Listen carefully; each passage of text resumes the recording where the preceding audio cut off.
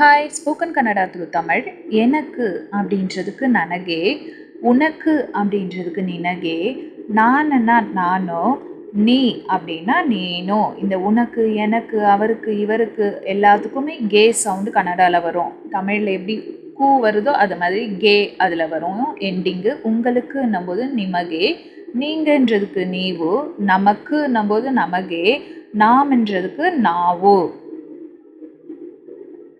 அவளுக்கு அப்படின்னும் போது அவளிகே, அவள் அப்படின்றதுக்கு அவளு. அவனுக்கு அப்படின்னும் போது அவனிகே, அவன் அப்படின்றதுக்கு அவனு. இவளுக்கு அப்படின்னும் போது இவளிகே, இவள் அப்படின்றதுக்கு இவளு.